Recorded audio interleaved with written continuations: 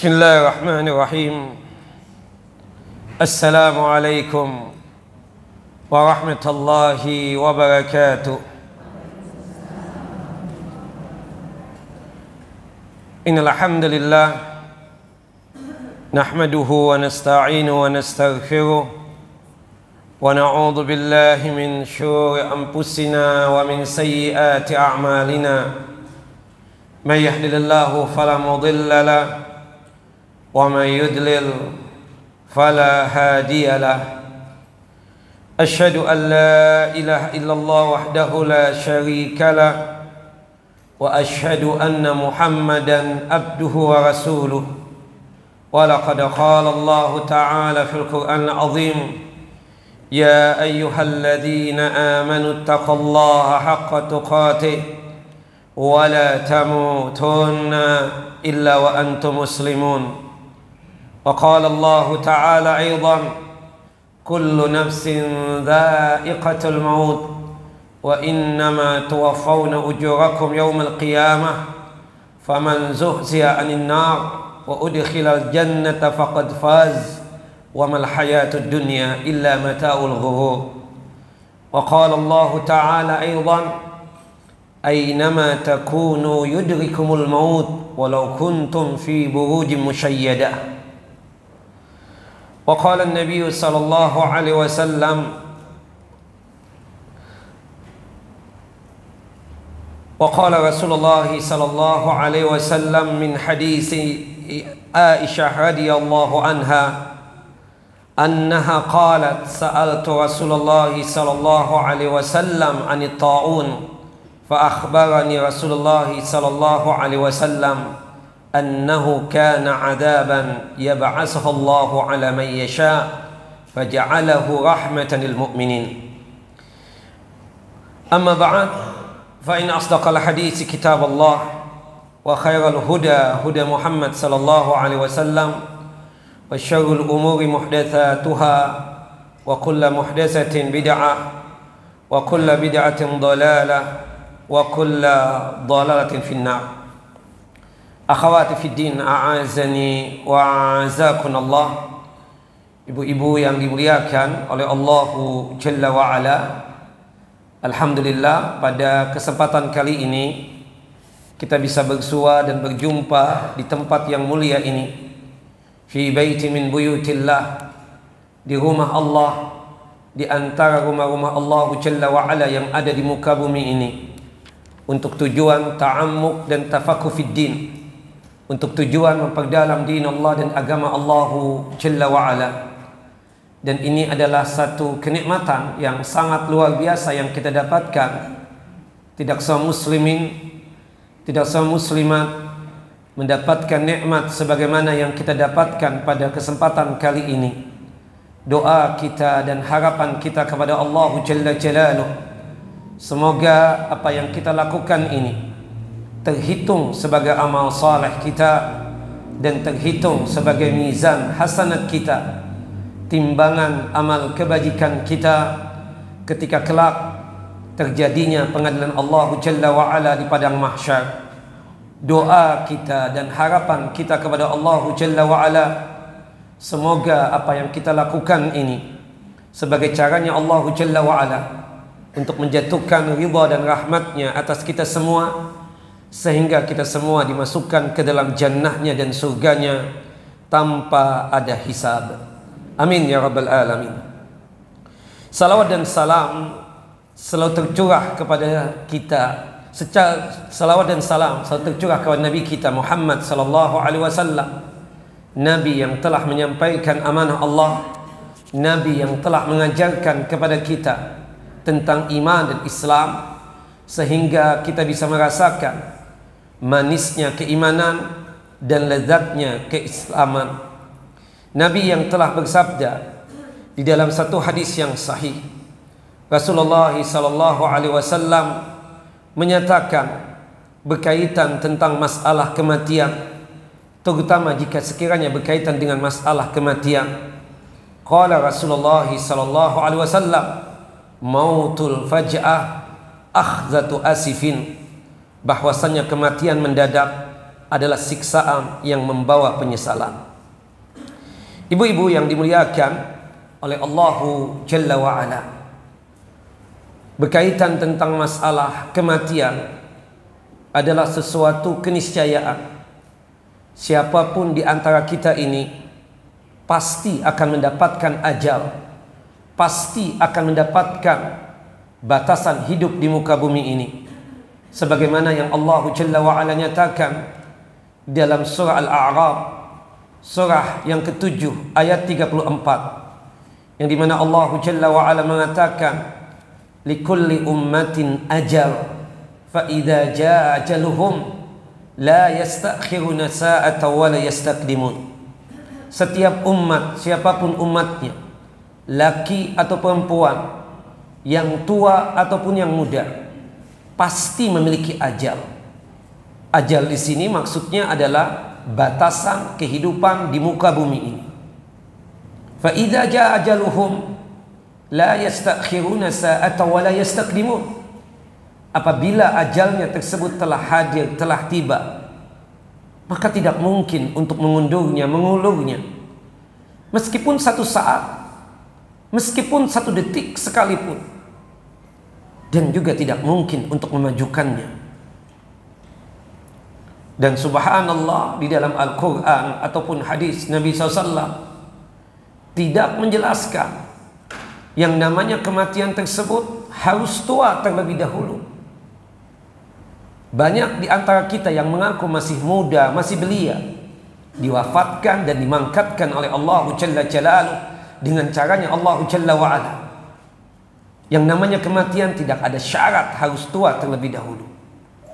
Begitupun juga yang namanya kematian tidak ada syarat harus sakit sebelumnya.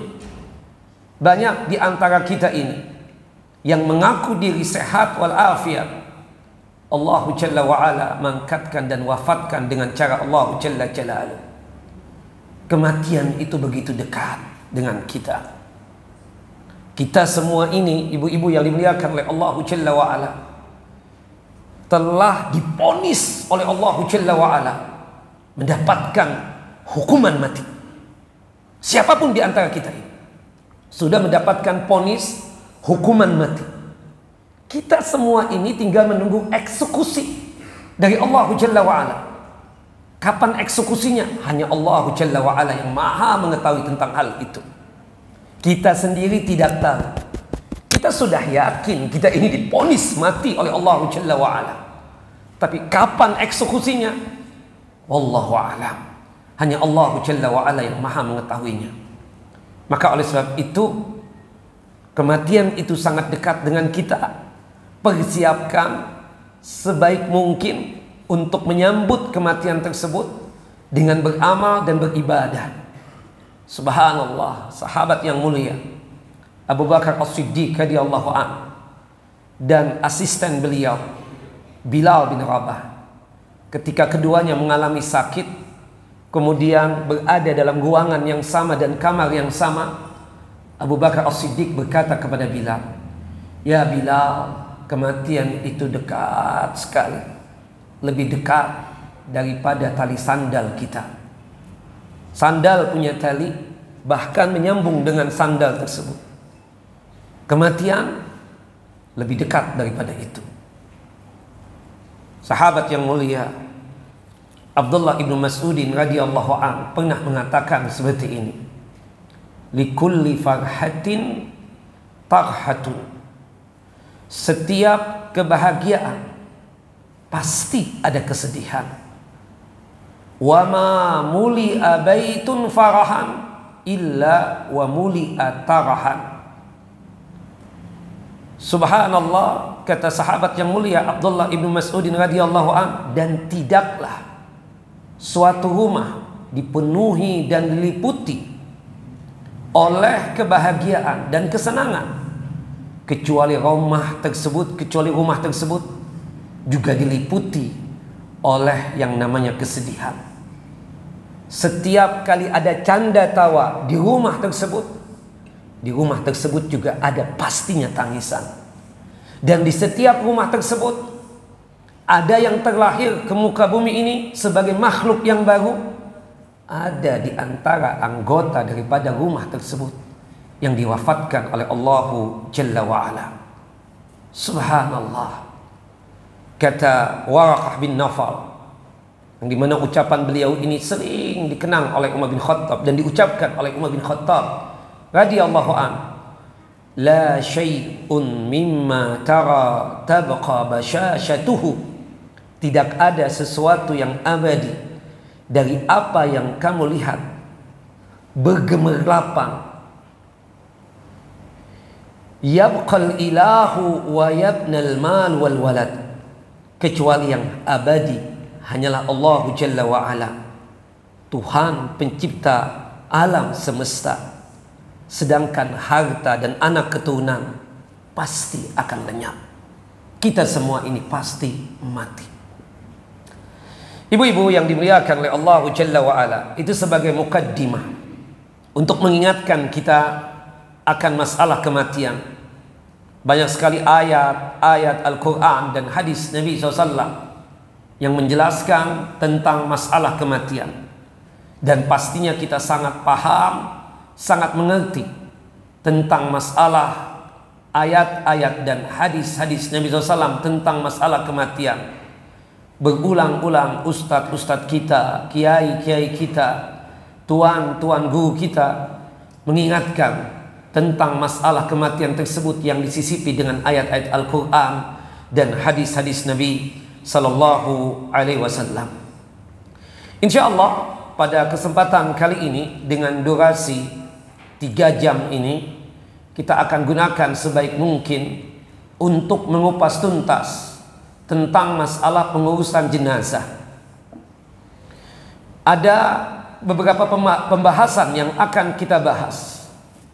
Pembahasan yang pertama berkaitan pengurusan mayit sebelum dia meninggal dunia. Apa yang harus kita lakukan pada saat kita mendapatkan ada saudara kita yang nazar atau mau melepas ruhnya. Itu yang pertama yang akan kita bahas.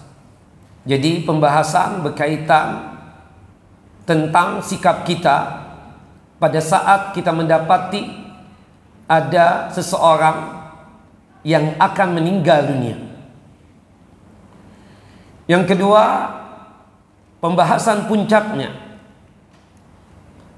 pengurusan seseorang setelah dia meninggal dunia, dipastikan dia meninggal dunia.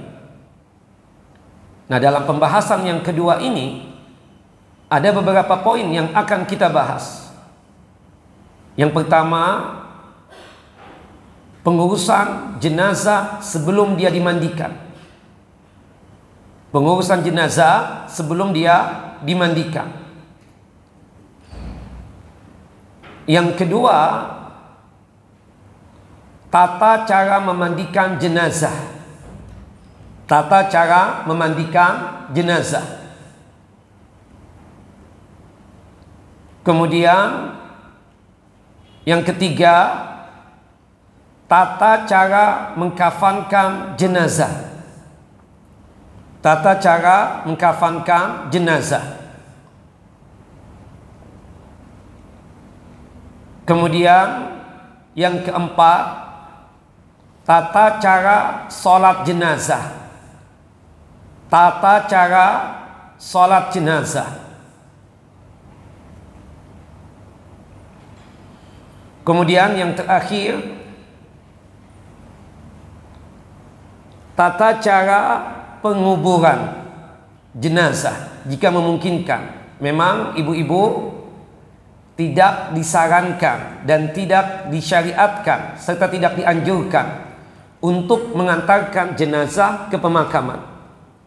Tapi memang alangkah baiknya kita juga paham ilmunya untuk menyampaikan kepada suami kita atau kepada anak-anak kita yang laki-laki, supaya mereka tersebut bersemangat untuk datang ke pemakaman, untuk mengantarkan jenazah ke pemakaman, untuk menyaksikan prosesi pemakaman. Nah, termasuk nanti jika ada kesempatan kita akan membahas pembahasan berkaitan erat setelah si mayit itu meninggal dunia. Apa yang harus dilakukan oleh pihak keluarga? Yang pertama, berkaitan dengan pembahasan kita ya, secara umum ada dua, berarti sebelum seseorang meninggal dunia dan setelah seseorang itu dipastikan meninggal dunia.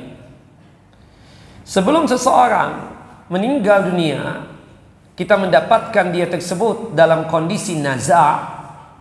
Dalam kondisi apa? Naza, atau mau melepas ruh. Dan itu kita bisa melihat dari raut wajahnya atau dari gerak-geriknya. Ketika kita melihat saudara kita tersebut mau meninggal dunia, tugas kita yang ada bersamanya untuk mentalkinkan. Talkin itu ada sebelum seseorang meninggal dunia, bukan setelah meninggal dunia. Apa disebut dengan talqin? Kata talqin terambil dari kata-kata laqana yulaqqinu talqina, yang artinya membimbing, menuntun agar orang yang mau meninggal dunia sanggup untuk mengucapkan kalimat tauhid la ilaha illallah. Jelas ibu-ibu? Talqin adalah menuntun, membimbing agar orang yang mau meninggal dunia sanggup untuk mengucapkan kalimat tauhid la ilaha illallah. Jika dia muslim, jika dia non muslim atau kafir, kita dapati mau meninggal dunia, maka tetap disarankan bagi kita untuk mendakwahi dia agar dia tersebut mau untuk mengucapkan dua kalimat syahadat. Jadi kalau muslim, talqinnya apa? Dengan cara mengucapkan la ilaha illallah. Tapi kalau non muslim atau kafir yang mau meninggal dunia, maka tetap kita tersebut mendakwahi dia agar dia tersebut mau masuk Islam. Dan ucapan yang kita tuntun untuk dia adalah apa? Dua kalimat syahadat. Asyhadu an la ilaha illallah wahdahu la syarikalah wa asyhadu anna Muhammadan abdu wa rasuluh. Aku bersaksi tidak ada Tuhan yang pantas untuk disembah kecuali Allah, dan aku bersaksi bahwasanya Muhammad bin Abdullah adalah hamba Allah dan utusan Allahu Jalla wa Ala. Disebutkan di dalam satu hadis yang sahih, hadis dari sahabat yang mulia Anas bin Malik radhiyallahu anhu, semoga Allahu Jalla wa Ala meridai beliau. Diceritakan Nabi Muhammad sallallahu alaihi wasallam memiliki seorang khadim, seorang asisten rumah tangga beragama Yahudi. Ketika pembantunya ini sakit, Rasulullah sallallahu alaihi wasallam membesuk dan mengunjunginya. Dari hadis ini menunjukkan bolehnya kita membesuk dan ziarah serta berkunjung kepada orang sakit dari kalangan non muslim atau kafir. Ketika Nabi Muhammad sallallahu alaihi wasallam sudah berada di rumah sang pembantu, dilihat oleh Nabi sang pembantu tersebut sakit yang begitu luar biasa parahnya dan beratnya. Rasulullah SAW bersegera menghampiri sang pembantu. Seakan-akan di pikiran Nabi SAW tersebut terbayang bahwasanya orang ini mau meninggal dunia. Rasulullah ditemani oleh ayah sang pembantu mendekati sang pembantu sambil membisikkan di telinganya, di telinga dari sang pembantu, "Ya gulam, aslim taslam." Wahai pembantuku, masuklah engkau ke dalam Islam. Aku pastikan engkau selamat. Duniamu selamat, akhiratmu selamat. Sang pembantu melihat kepada ayahnya yang seakan-akan dia tersebut ingin meminta izin agar ayahnya tersebut mengizinkan dia untuk masuk Islam. Sang ayah paham dan mengerti, kemudian mengatakan kepada putranya, "Ya waladi aslim taslam ati Abul Qasim." Wahai putraku, masuklah engkau ke dalam Islam. Engkau selamat, duniamu selamat, akhiratmu selamat. Kemudian sang pembantu mengucapkan dua kalimat syahadat. Asyhadu an la ilaha illallah wahdahu la syarikalah wa asyhadu anna Muhammadan abduhu wa rasuluh. Aku bersaksi tidak ada Tuhan yang pantas untuk disembah kecuali Allah Jalla wa Ala semata, dan aku bersaksi bahwasannya Muhammad bin Abdullah adalah hamba Allah dan utusan Allah Jalla wa Ala. Setelah mengucapkan dua kalimat syahadat, tidak berselang lama, bahkan tidak hitungan menit, sang pembantu mangkat meninggal dunia. Rasulullah tersenyum, wajah berseri-seri, sumringah betul Nabi Muhammad SAW. Saking bahagianya Nabi Muhammad SAW akan masuk Islamnya sang pembantu, Rasulullah mengucapkan tahmid dan pujian kepada Allah Jalla wa Ala. Alhamdulillah alladzi anqadhahu minan nar. Segala puji hanya milik Engkau ya Allah, yang telah menyelamatkan pembantuku dari siksa api neraka. Husnul khatimah tidak ibu-ibu sang pembantu? Husnul khatimah, meninggal dalam kondisi yang baik, meninggal dalam kondisi seluruh dosa terampuni, meninggal dunia dalam kondisi seluruh amal saleh diterima oleh Allah Jalla wa Ala. Ustaz, bukankah amal salehnya baru satu, yaitu mengucapkan dua kalimat syahadat? Kok bisa-bisanya dikatakan amalannya diterima? Ada satu hadis Nabi SAW yang dikeluarkan oleh Al-Imam Muslim.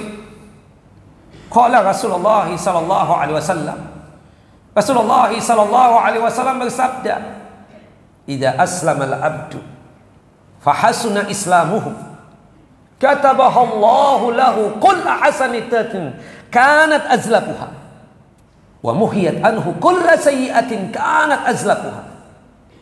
Idza aslama al-'abdu fa hasuna islamuhu, katabahu Allah lahu kull hasanatin kanat azlafuha wa muhiyat anhu kull sayyi'atin kanat azlafuha. Jika seorang hamba masuk Islam dan keislamannya benar, masuk Islam karena Allah lillahi ta'ala, bukan karena dunia, bukan karena terpaksa, maka Allah Jalla wa Ala akan menulis setiap kebaikan yang pernah dia lakukan ketika kafir, dengan dia masuk Islam, Allah Jalla wa Ala jadikan sebagai amal solehnya yang bersama dengankan pahala. Kita tahu ibu-ibu yang dimuliakan oleh Allah Jalla wa Ala, orang kafir menurut pandangan kita dia berbuat baik. Sebagai tetangga dia sering memberikan hadiah buat kita, dan kita melihat dengan kedua mata kita, ini si kafir sangat baik dengan kedua orang tuanya, ayah bundanya, sangat berbakti. Menurut kita dia orang baik tidak? Baik. Tetapi pertanyaannya, apakah dianggap sebagai amal soleh yang bersama dengankan pahala? Tidak. Kenapa? Syarat utama seseorang yang melakukan kebaikan, perbuatan baiknya dianggap sebagai amal soleh yang bersama dengankan pahala jika dia sudah masuk Islam, sudah beragama Islam. Non muslim atau kafir, bagaimanapun dia tersebut berbuat baik, kalau belum masuk Islam, maka perbuatan baiknya tersebut sia-sia. Sebagaimana yang Allah Jalla wa Ala nyatakan dalam surah Al-Furqan, surah yang ke-25 ayat 23. Surah Al-Furqan surah ke-25 ayat 23. Wa qadimna ila ma 'amilu min 'amalin faja'alnahu haba'an mansura. Nanti ketika di padang mahsyar, banyak orang-orang kafir dan musyrik datang kepada Allah Jalla wa Ala, menunjukkan perbuatan yang dia lakukan, yang dia klaim sebagai kebaikan dia. yang dia anggap sebagai amal soleh dia. Tapi ketika diadili oleh Allah Jalla wa'ala, ketika disidang oleh Allah Jalla wa'ala, amalan-amalan tersebut dijadikan oleh Allah Jalla wa'ala seperti butiran-butiran pasir yang ditiup oleh angin. Tidak ada hasanatnya, tidak ada nilainya, tidak ada kebaikannya. Kenapa? Karena mereka datang kepada Allah Jalla wa'ala dalam kondisi kafir atau musyrik. Tapi ketika seseorang sebelum dia meninggal dunia menyatakan iman dan Islam, Allahu Akbar, Allah Maha Besar, Allah Maha Baik, Allah Jalla wa'ala mengganjar dan menjadikan perbuatan-perbuatan baik yang pernah dia lakukan ketika kafir dijadikan sebagai amal soleh yang bersama dengankan hasanat dan pahala. Hakim bin Hizam, sahabat Nabi SAW, pernah datang kepada Rasulullah, ya Rasulullah, kami sudah menyatakan iman dan Islam di hadapan antum ya Rasulullah, dan antum tahu bagaimana perbuatan kami di masa lalu, bagaimana tentang sukanya kami untuk menghormati tamu, bagaimana sukanya kami tersebut untuk memberikan makan dan minum untuk orang-orang yang berhaji. Setelah kami menyatakan iman dan Islam ini, apakah Allah Jalla wa'ala menjadikan ini sebagai amal soleh kami? Kata Nabi, benar. Bahwasannya ketika engkau sudah menyatakan iman dan Islam, perbuatan-perbuatan baikmu di masa lalu ketika engkau tersebut masih menjadi kafir, ya, Allah jadikan sebagai amal soleh. Ketika masih kafir, bahkan meninggalnya dalam kondisi kafir, maka tidak dianggap perbuatan baiknya dia tersebut sebagai amal soleh yang bersama dengankan pahala. Tapi kalau dia tersebut sudah menyatakan iman dan Islam sebelum dia meninggal dunia, perbuatan-perbuatan baik yang dia lakukan tersebut bersama dengankan pahala dan juga hasanat, dianggap oleh Allah Jalla wa'ala sebagai amal soleh. Ini yang dimaksudkan dalam hadis ini. Jelas ibu-ibu? Ya, itu sudah takdirnya Allah Jalla wa'ala. Umur 85 tahun, dapat hidayah, subhanallah, masuk Islam. Setelah masuk Islam, 3 hari setelah masuk Islam meninggal dunia. Sebagian orang mengatakan enak saja, dulu maksiat, dulu melakukan kekufuran, kesyirikan. Subhanallah, itu keputusan Allah Jalla wa'ala yang tidak bisa untuk kita kritik, yang tidak bisa untuk kita hujat. Tapi itu kebaikan yang datang dari Allah Jalla wa'ala. Siapapun dia, kalau dia sudah menyatakan iman dan Islam sebelum dia meninggal dunia, perbuatan-perbuatan baik dia ketika dia masih kafir, Allah Jalla wa'ala jadikan sebagai amal soleh yang bersama dengankan pahala. Dan seluruh dosa-dosanya terhapuskan, dosa kekufurannya terhapuskan, dosa kesyirikannya terhapuskan, dan dosa-dosa besar yang lain yang pernah dia lakukan pun juga dihapuskan oleh Allah Jalla wa'ala dan diampuni oleh Allah Jalla Jalaluhu. Nah, ini kondisi orang kafir. Ketika kita mendapatkan dia tersebut naza, kita mengajak dia untuk apa? Masuk Islam. Dan semoga Allah memberikan hidayah dan petunjuk kepadanya. Dan ini perjuangan yang luar biasa, kita katakan. Tidak gampang memang. Tapi subhanallah, kita berperang dengan syaitan yang terus menggoda dia untuk mempertahankan kekufurannya. Tapi kita mengajak dia untuk masuk Islam. Ketika kita sanggup untuk mengajak dia masuk Islam dan Allah memberikan petunjuk dan hidayah, pahala yang luar biasa yang kita dapatkan. Nah, tidak dengan seorang muslim. Kalau seorang muslim, kita membimbing dia cuma sebatas apa? Talqin la ilaha illallah. Dalilnya Ustaz, hadis dari Abu Hurairah radhiyallahu an dan juga hadis dari Abu Sa'id Al-Khudri radhiyallahu an. Qala, Abu Hurairah dan juga Abu Sa'id berkata, qala Rasulullah sallallahu alaihi wasallam, Rasulullah sallallahu alaihi wasallam bersabda, laqinu mautakum la ilaha illallah. Tolong bimbing, tolong tuntun orang yang mau meninggal dunia agar sanggup untuk mengucapkan la ilaha illallah. Kenapa ya Rasulullah? Kenapa ya Nabi Allah? Dijawab oleh Nabi SAW di dalam hadis yang lain, dalam hadis Mu'adz bin Jabal radhiyallahu an, "Man kana akhiru kalamihi la ilaha illallah dakhalal jannah." Barang siapa ucapan terakhirnya sebelum dia meninggal dunia, yang dia ucapkan adalah la ilaha illallah, yang keluar dari lubuk hati hati dia yang paling dalam dengan penuh keyakinan, ya, dengan penuh kemantapan bahwasannya satu-satunya zat yang pantas untuk disembah hanyalah Allah Jalla wa Ala semata. Konsekuensinya menafikan, meniadakan Tuhan-Tuhan selain Allah Jalla wa Ala, maka jaminan surga untuknya. La ilaha illallah. Makanya salah satu dari 18 tanda husnul khatimah, puncaknya apa? Ketika seseorang dari kita ini sanggup untuk mengucapkan la ilaha illallah sebelum meninggal dunia. Nah, itu yang berkaitan dengan masalah apa? Talqin. Subhanallah. Dan ini satu-satunya amalan, ya, berkaitan tentang sikap kita pada saat menghadapi orang yang mau meninggal dunia, yaitu apa? Mentalkinkannya. Talqin itu sendiri artinya apa? Menuntun, membimbing agar saudara kita yang mau meninggal dunia tersebut sanggup untuk mengucapkan apa? La ilaha illallah. Jelas ibu-ibu? Adapun sebagian kita, maaf sekedar informasi, ada yang bertanya, "Ustaz, di kalangan kami ketika kita mendapati saudara kita dalam kondisi mau meninggal dunia, kita membacakan surah Yasin."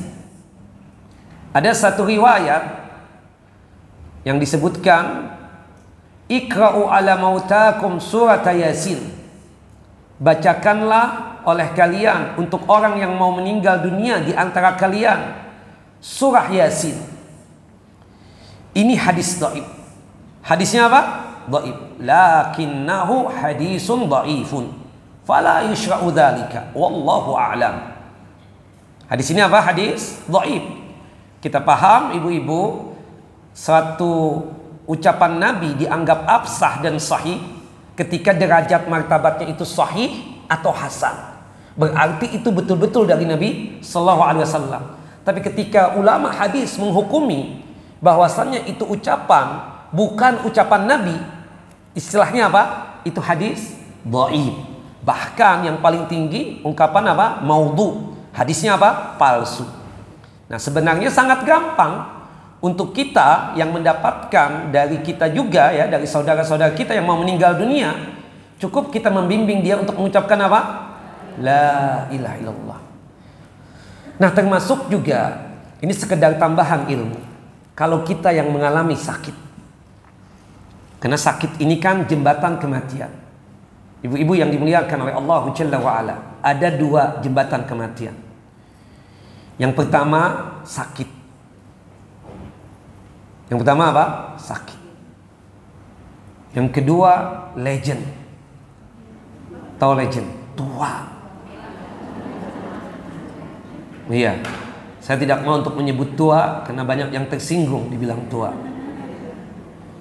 Jadi fase kehidupan manusia itu kan cuma 5 fase. Sebagaimana disebutkan di dalam surah Ghafir atau surah Mukmin ayat 67. Fase yang pertama, fase bayi, sudah kita lewati. Fase yang kedua, fase kanak-kanak, sudah kita lewati juga, bukan begitu? Fase yang ketiga, fase remaja, dari kita berumur baligh sampai kita berumur 24 tahun. Fase yang keempat, fase dewasa, dari kita berumur 25 tahun sampai umur 40 tahun.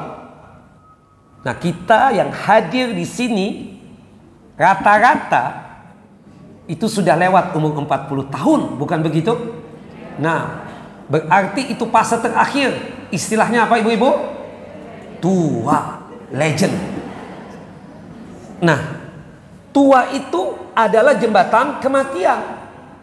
Apalagi kalau ibu sudah berumur 60 tahun, itu sudah warning banget, lampu kuning, ya. Kata Nabi kita Muhammad sallallahu alaihi wasallam di dalam hadis Abu Hurairah radhiyallahu an, hadis yang dikeluarkan oleh Al-Imam At-Tirmidzi dan juga oleh Al-Imam Ibnu Majah, a'maru ummati ma baina 60 wa 70 wa aqalluhum min dzalik. Umur umatku itu antara 60 dan 70 tahun saja. Sangat sedikit yang melewati umur 70 tahun itu. Kita lihat Nabi kita Muhammad SAW meninggal umur berapa? 63. Khalifah yang pertama, ya, Abdullah bin Utsman atau yang sering dipanggil dengan panggilan Abu Bakar As-Siddiq, meninggal dunia umur berapa? 63. Umar bin Khattab radhiyallahu an, khalifah yang kedua, meninggal umur berapa? 63 juga. Ali bin Abi Thalib, khalifah yang keempat, meninggal umur berapa? 63 juga. Kita di antara itu yang sudah masuk umur 60 tahun, Allahu Akbar. Apalagi sakit-sakitan. 2 jembatan kematian dia dapatkan. Mungkin setelah kajian ini dimangkatkan oleh Allah Jalla wa Ala. Atau bisa jadi ya pekan ini, bulan ini, tahun ini, persiapkan diri. Ada yang lewat 70, kita tidak menafikan, tapi sedikit hitungan jari jemari kita. Dan kita yang sudah melewati umur 70 tahun itu punya gelar khusus lagi dari Nabi kita Muhammad SAW. Gelar khususnya apa? Asarallahu fil ardh. Tawanan Allah Jalla wa Ala yang ada di muka bumi. Kalau kita ingin tahu ya para tawanan Allah Jalla wa Ala, cari manusia yang berumur lewat 70 tahun. Tawanan Allah, tawanan Allah, tawanan Allah, tawanan Allah, tawanan Allah. Subhanallah. Namanya tawanan Allah, semakin terikat kita dengan kematian. Subhanallah. Program-program yang kita buat cuma program akhirat, nggak mau lagi program dunia. Subhanallah. Bagaimana caranya meninggal dalam kondisi husnul khotimah? Nah, disarankan bagi dia yang sudah legend, bagi dia yang sudah sakit-sakitan, untuk selalu sering membaca doa, ya, 2 doa berikut ini. Dan 2 doa ini adalah berkaitan dengan permohonan husnul khotimah. Yang pertama, dalam hadis Ibunda Aisyah radhiyallahu anha, hadis yang dikeluarkan oleh Al-Imam Al-Bukhari dan juga oleh Al-Imam Muslim, Nabi Muhammad SAW menjelang wafat dan meninggal dunia, sering betul kata Ibunda Aisyah membaca zikir dan doa berikut. Subhanallahi wa bihamdihi, astaghfirullah wa atubu ilaih. Subhanallahi wa bihamdihi, astaghfirullah wa atubu ilaih. Sama-sama, saya dulu. Subhanallah wa bihamdihi, astaghfirullah wa atubu ilaih. Subhanallah wa bihamdihi, astaghfirullah wa atubu ilaih. Itu yang pertama. Kalau kita sudah mendapatkan fase yang terakhir, apalagi sakit-sakitan, sering-sering baca doa itu tadi. Meskipun kita yang muda, ya, juga sering-sering juga baca ini. Karena sebagaimana yang saya jelaskan tadi, kematian itu tidak ada syarat harus tua terlebih dahulu. Dalam zikir kita, dalam sujud kita, sebelum salam kita, ketika kita lagi santai, kita baca itu. Subhanallah wa bihamdi, astaghfirullah wa atubu ilaih. Kemudian doa yang kedua berkaitan dengan doa permohonan husnul khatimah. Dan ini juga dibaca oleh Nabi menjelang beliau wafat dan mangkat. Allahumma gfirli warhamni wa alhiqni bi rafiqil a'la. Allahumma gfirli, Allahumma gfirli, Allahumma gfirli warhamni warhamni warhamni Allahumma ighfirli warhamni. Allahumma ighfirli warhamni. Allahumma ighfirli warhamni wa alhiqni wa alhiqni wa alhiqni wa alhiqni bi rafiqil a'la wa alhiqni bi rafiqil a'la bi rafiqil a'la bi rafiqil a'la. Nah, nanti saya kirim juga ya kepada penitia ya tentang dua doa ini insyaallah. Sama-sama saya dulu. Allahumma ighfirli warhamni wa alhiqni bi rafiqil a'la. Allahumma ighfirli warhamni wa alhiqni bi rafiqil a'la. Allahumma ighfirli warhamni wa alhiqni bi rafiqil a'la wa alhiqni bi rafiqil a'la. Siapa yang hafal? Enggak ada hadiah nih. Tayyib, siapa yang hafal? Ya, silakan Tam.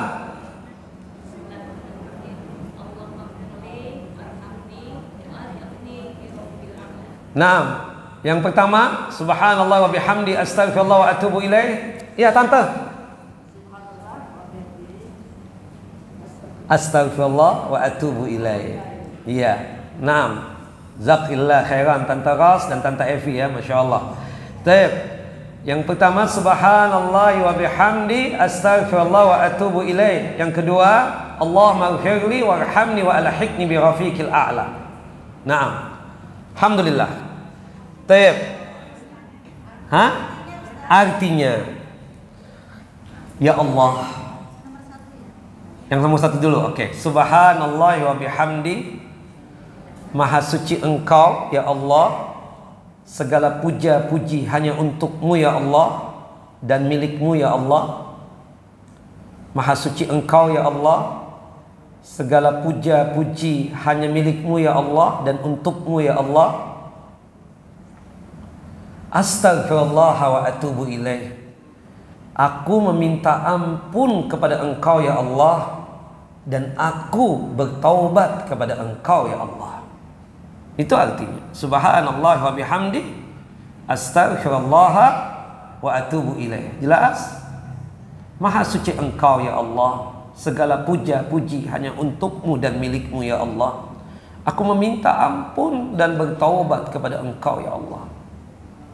Nah, adapun yang kedua, Allahumma ighfirli, ya Allah, ampunilah dosa-dosaku. Warhamni, berikanlah rahmat dan kasih sayang-Mu untukku. Wa alhiqni,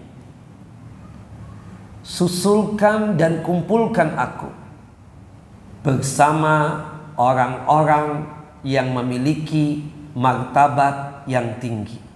Ya Allah, ampuni dosaku, berikan rahmat dan kasih sayang-Mu untukku, dan susulkan serta kumpulkan aku bersama orang-orang yang memiliki martabat yang tinggi. Siapa mereka yang memiliki martabat yang tinggi? Allah Jalla wa Ala sebutkan dalam surah An-Nisa, surah yang keempat, ayat 69. Yang pertama, surah An-Nisa, surah yang keempat, ayat 69. Yang pertama, para anbiya, para nabi. Yang kedua, as-siddiqin. As-siddiqin. As-siddiqin, orang-orang yang jujur dan benar dalam masalah keimanan, zahiran wa batinan. Yang ketiga, asy-syuhada. Asy-syuhada, orang-orang yang mati syahid. Yang keempat, as-salihin, orang-orang yang saleh. Orang-orang yang saleh.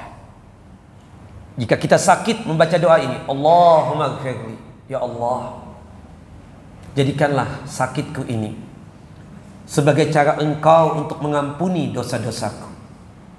Ya Allah, jika sekiranya sebab sakit ini aku mangkat dan aku meninggal dunia, berikanlah rahmat dan kasih sayang-Mu untukku. Jadikanlah kematianku ini anugerah-Mu sebagai husnul khatimah. Jadikanlah kematianku ini husnul khatimah. Meninggal dalam kondisi yang baik, meninggal dalam kondisi seluruh dosa-dosa terampuni, meninggal dunia dalam kondisi seluruh amal saleh diterima oleh Engkau, ya Allah. Ya Allah, jika sekiranya sebab sakit ini Engkau mangkatkan aku dan Engkau wafatkan aku, tolong susulkan aku dan kumpulkan aku bersama para anbiya, para nabi, bersama as-siddiqin, orang-orang yang jujur dan benar dalam masalah keimanan, bersama para syuhada, orang-orang yang mati syahid, dan bersama orang-orang yang saleh. Allahumma ghfirli warhamni wa alhiqni bi rafiqil a'la. Terus kita baca itu di waktu sujud, sebelum salam, subhanallah wa bihamdi, astaghfirullah wa atubu ilaih. Terutama dua golongan tadi, yang dimana dua golongan tadi itu dia sudah mendapatkan jembatan kematian. Yang pertama tadi apa, Bu? Sakit. Yang kedua legend atau tua. Nah, seperti itu. Jelas?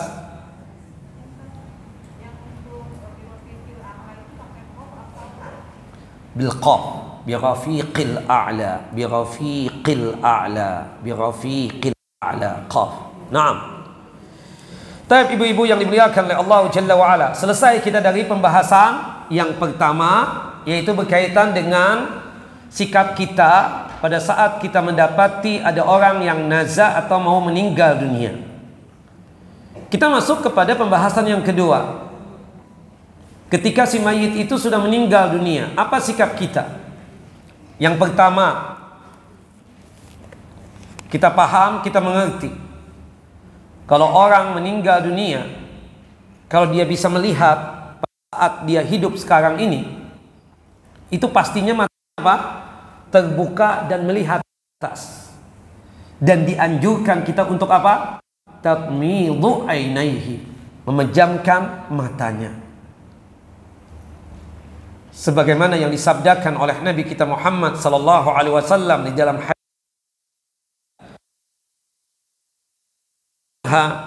inna ruha idza tabi'ahul basar. Sesungguhnya ruh itu kalau dicabut oleh Allah Jalla wa Ala, itu yang namanya mata mengikuti ruh yang dibawa ke langit. Karena disebutkan di dalam hadis Bara bin Azib radhiyallahu an, ketika kita meninggal dunia, subhanallah, sebelum meninggal dunia prosesnya itu ya, malaikat dengan jumlah yang banyak, ya, digambarkan wajah mereka putih bersih, membawa kain kafan yang datang dari surga dan membawa wangi-wangian yang datang dari surga.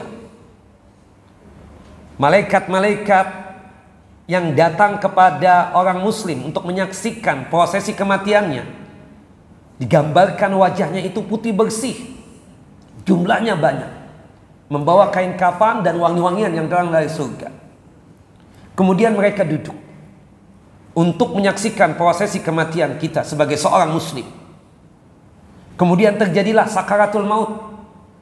Ketika terjadi sakaratul maut tersebut, turunlah malaikat maut, kemudian berada di sisi kepala orang mukmin, kemudian membisikkan, wahai ruh yang baik, wahai ruh yang tenang, keluarlah dari tubuh ini untuk menuju ampunan Allah Jalla wa Ala dan kasih sayangnya Allah serta ridhonya Allah Jalla wa Ala.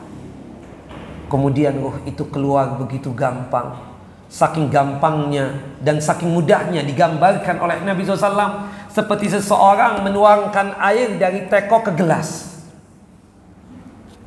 Kemudian ketika ruh tersebut keluar dari tubuhnya orang mukmin sambil memuji Allah Jalla Jalaluhu, Dan ketika ruhnya orang mukmin tersebut keluar dari tubuhnya, malaikat-malaikat yang bertugas di antara bumi dan langit dan malaikat-malaikat yang bertugas di langit bersalawat kepada ruh orang mukmin tadi, yang maksudnya mendoakan agar ruh orang mukmin tersebut diampuni dosa-dosanya oleh Allah Jalla wa Ala dan diberikan rahmat oleh Allah Jalla Jalaluhu.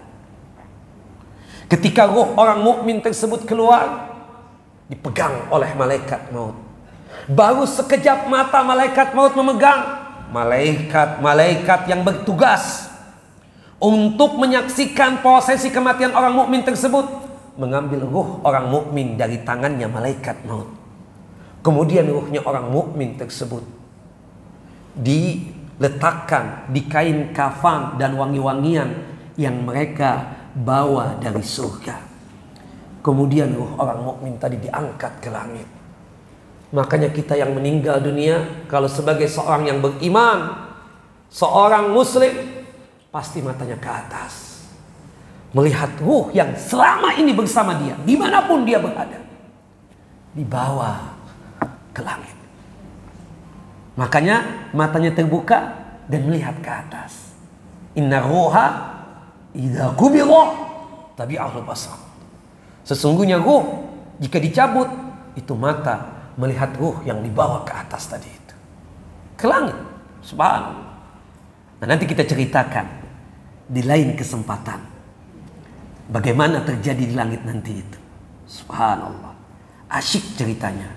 Tapi kita pending dulu untuk menyelesaikan masalah kita hari ini. Nah, ya, taib ibu-ibu yang dimuliakan oleh Allah Jalla wa Ala, itu yang pertama. Pejamkan matanya, tagmidu ainaihi, sambil kita berdoa seperti ini. Kita sebutkan namanya, siapa dia yang meninggal dunia tersebut.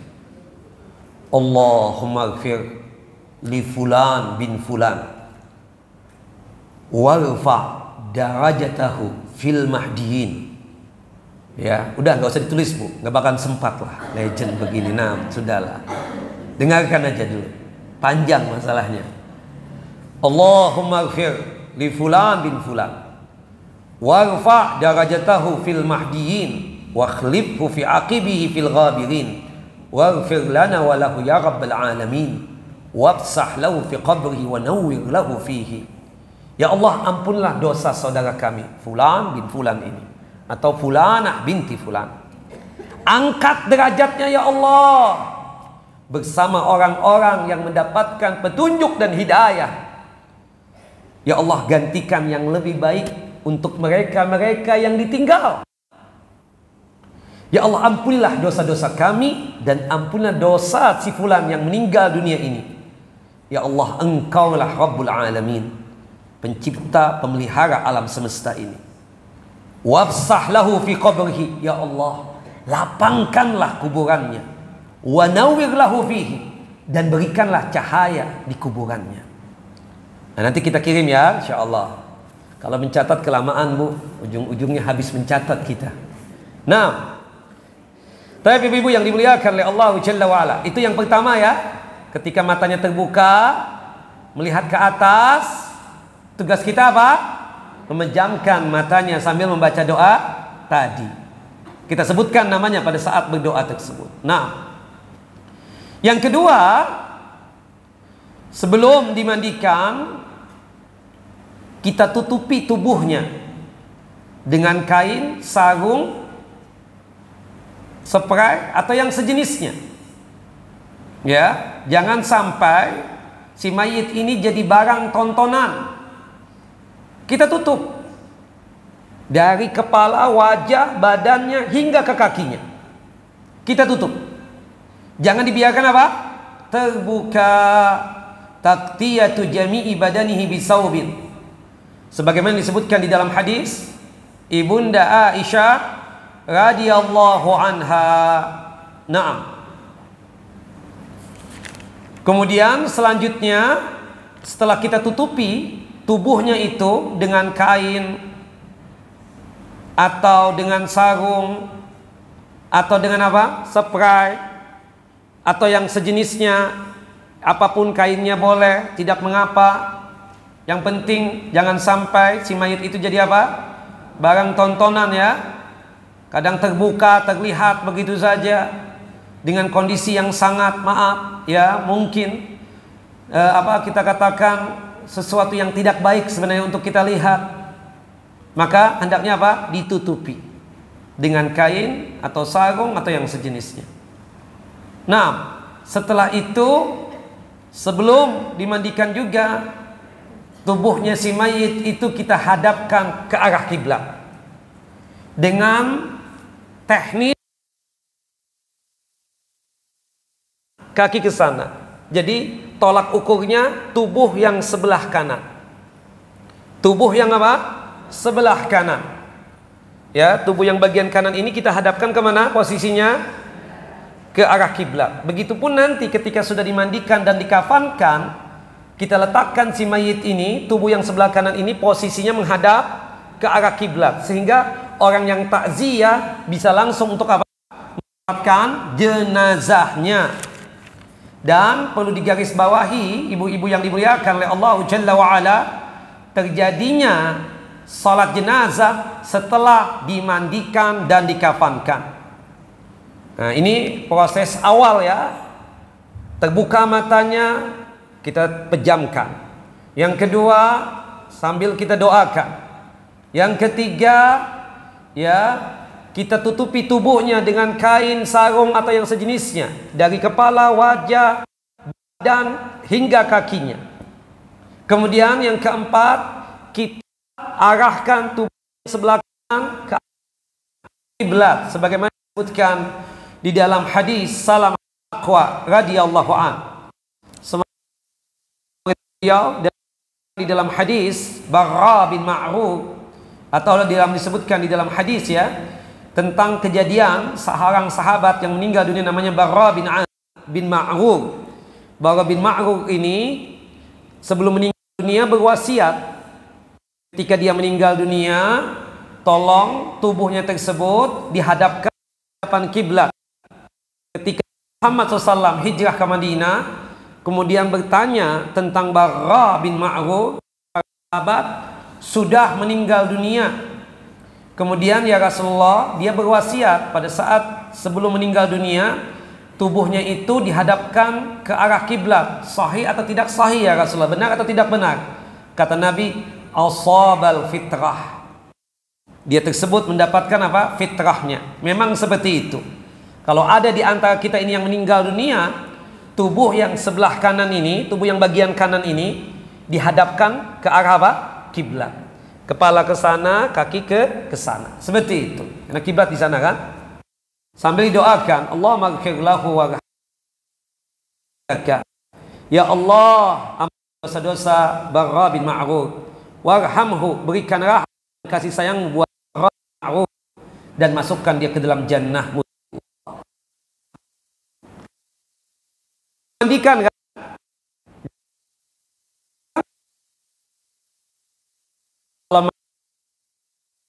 Lihat ke atas, kita pejamkan. Yang kedua, sambil kita doakan.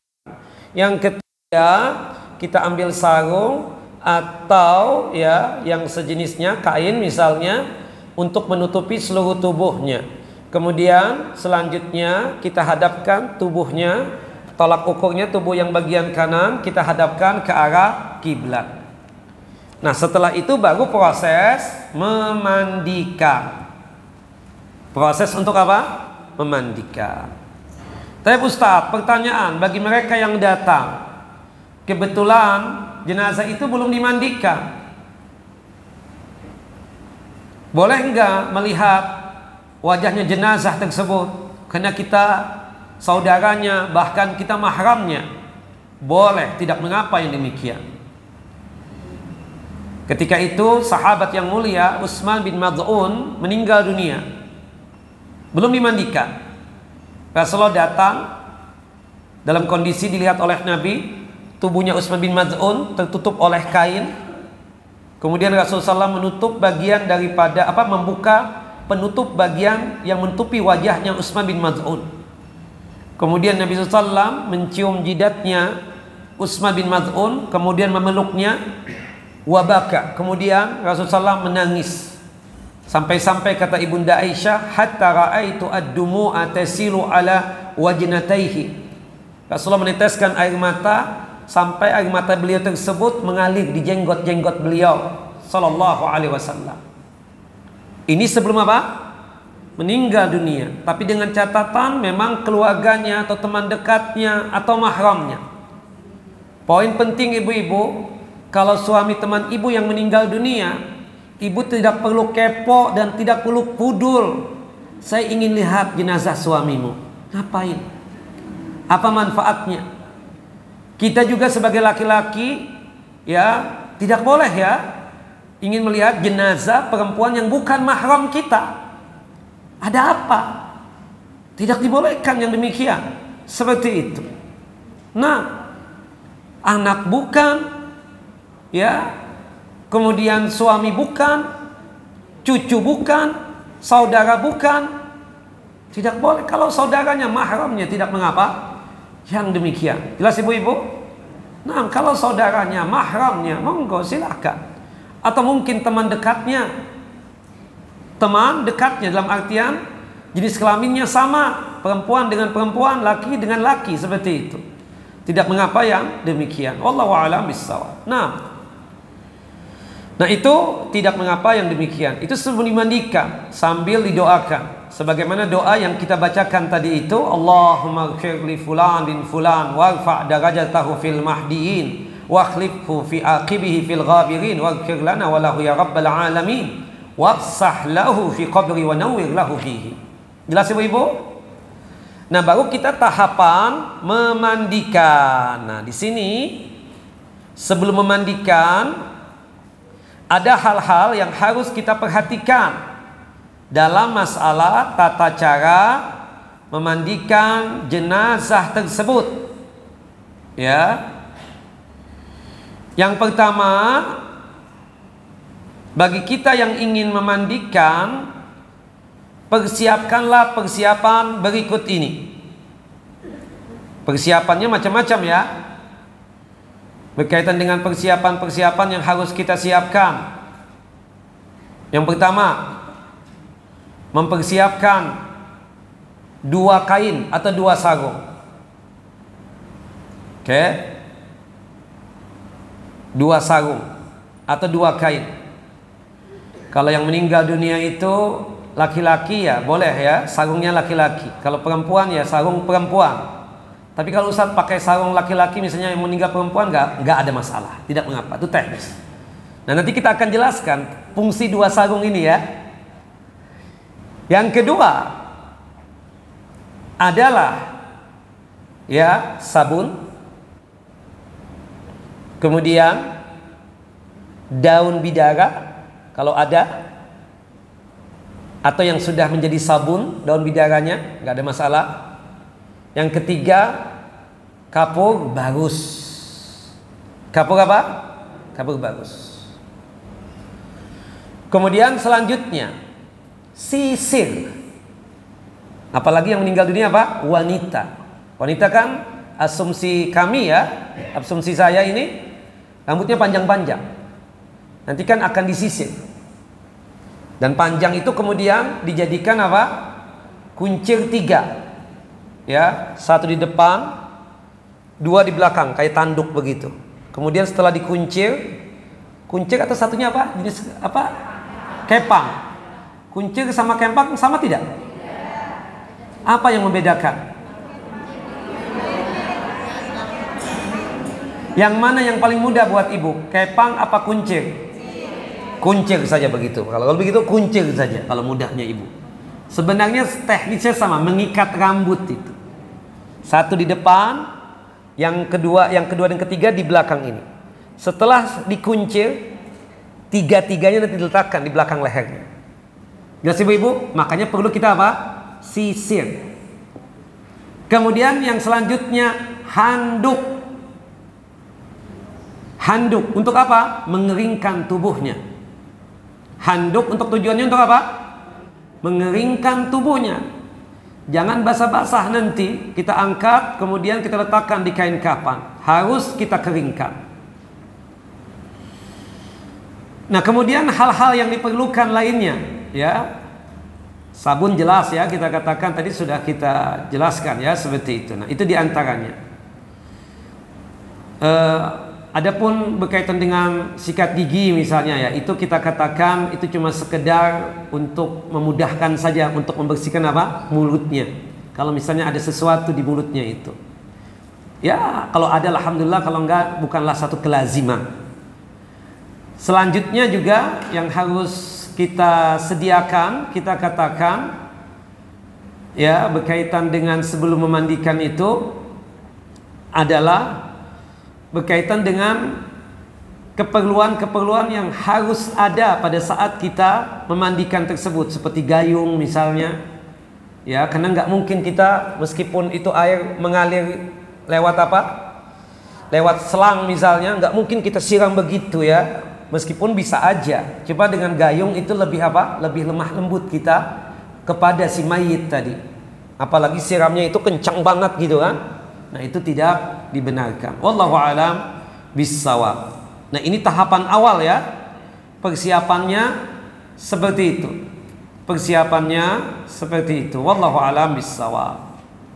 Nah, kemudian selanjutnya, ibu-ibu yang dimuliakan oleh Allah Jalla wa Ala, tempat untuk memandikan mayit pastikan tempat yang tertutup, jauh dari pandangan manusia. Tempatnya tertutup, jauh dari pandangan manusia. Naam.